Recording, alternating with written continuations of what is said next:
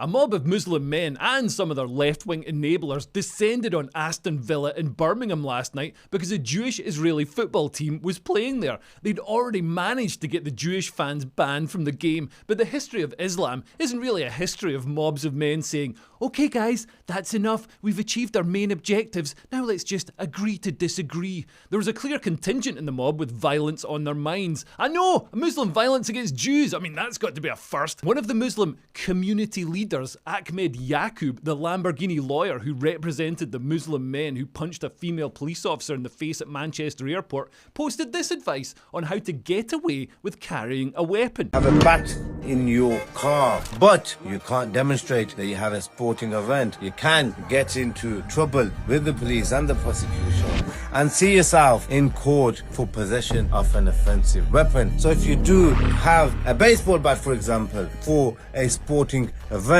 then make sure it is clear and you have other equipment with it as well. Otherwise, it will be difficult for you to show that you have a reasonable excuse to have this bat. Always remember, there's a defense for every offense. He was later seen outside the stadium blowing off about Israel and leading the traditional English football chant of Allah Akbar. Every match that the barbaric Israeli establishment or their teams are at, we will be at. Takbir! Allahu Akbar! Allahu Akbar! The mob threw fireworks at football fans and they also threw fireworks at police, who sent their best community engagement liaison gimp out to catch the fireworks in his butt cheeks so as not to inflame community tensions. At the stadium, some actual football fans started singing actual football songs.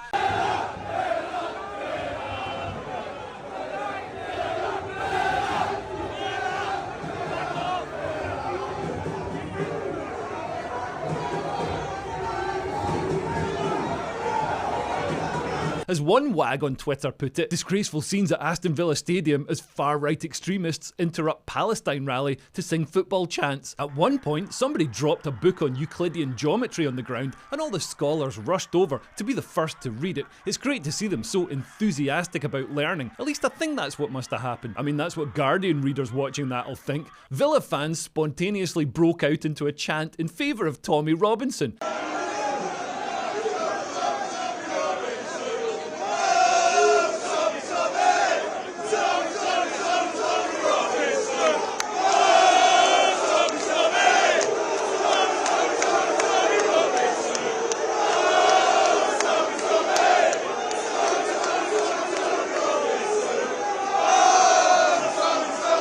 But was the anti-Israel protest spontaneous? Look at this! While the match was going on, a disagreement was filmed between the Muslims which was quite revealing. I would urge you to disperse peacefully. No chance! Because there's nothing else that you're going to gain from here.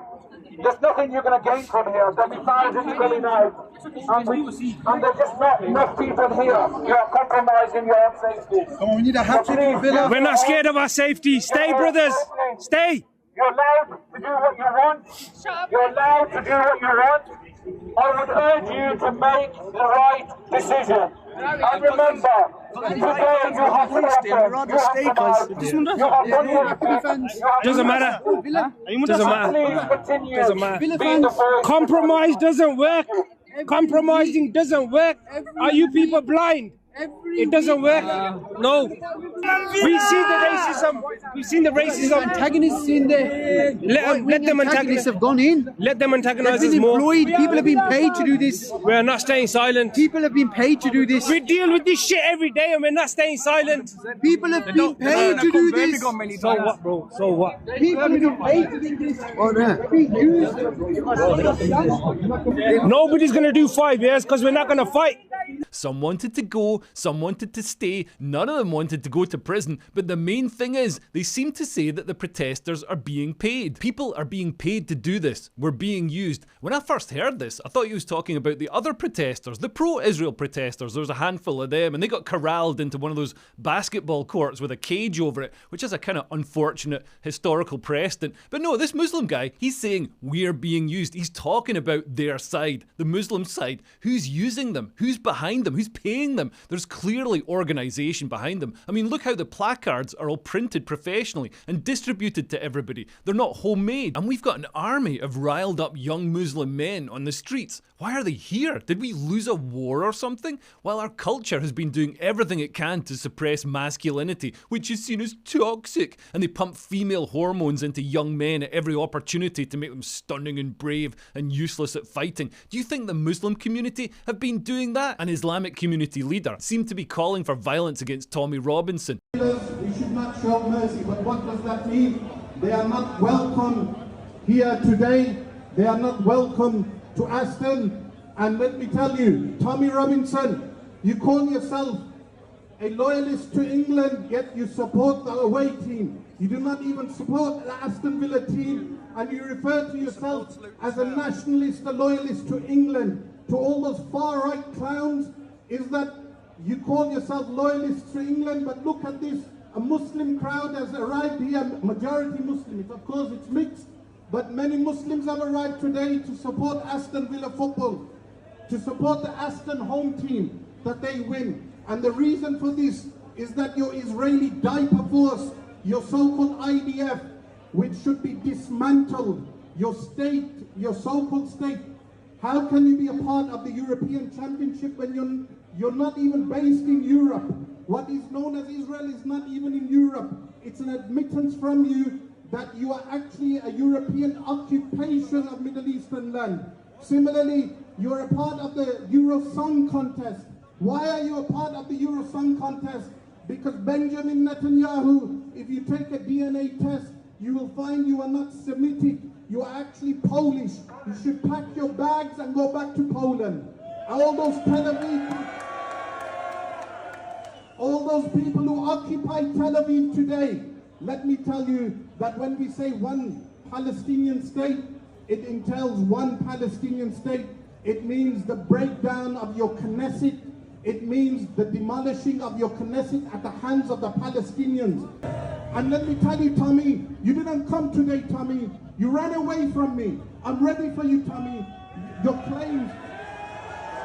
Maybe this is why the left have brought this ideology to Britain. They think that it will erase the working class that they loathe so much, using rape and violence, and that once the working class have been dealt with, the leftists with their pronouns and MacBooks will somehow be able to control this monster they've imported and unleashed. Nah, I don't think the left are going to be able to get this particular genie back in the bottle. There are Muslim MMA clubs in mosques, and a radical Islamic cleric runs a combat camp in the Peak District. This is the Spiritual Warrior Project. It's run by a preacher who praised a slain Hezbollah leader as one of the world's great freedom fighters. Given that Islamic terrorists shout Allah Akbar or glory to God right before they blow up kids or stab some Jews, is nobody else worried that there are camps training up Islamic spiritual warriors in Britain? And why are these mobs allowed to operate while the Jewish fans get banned? West Midlands police justified the ban on Jewish football fans by saying there was a risk of significant hooliganism within their fan base. Oh yeah,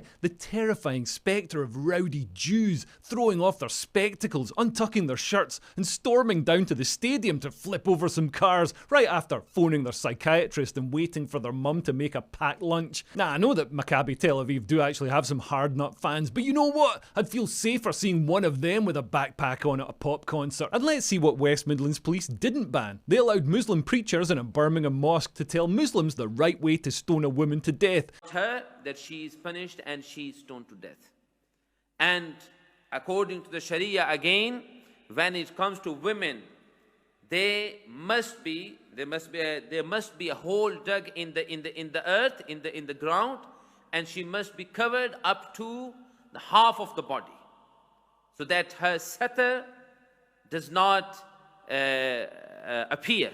They defended a mosque when a preacher was filmed saying Allah has created the woman deficient, and later had to pay compensation to the documentary makers. They allowed Muslim protests against LGBTQ lessons in schools. Okay, that's actually pretty base. And they suppressed a report into Muslim rape gangs targeting schoolgirls due to fears of inflaming racial tensions. Oh, heaven forbid that anyone should feel some tension while school kids are getting abused. Muslim groups are framing any criticism of this mob as far right. right. Realistically, as the numbers grow, we're going to see this conflict worsen. If you're a leftist and you think that they're going to show you mercy when they've got the numbers, you might want to read up on some history and see how Islamists treated leftists in Iran when they seized power. Have a look at the mercy shown by ISIS to Yazidi girls, or the kindness shown by the Taliban to everyone.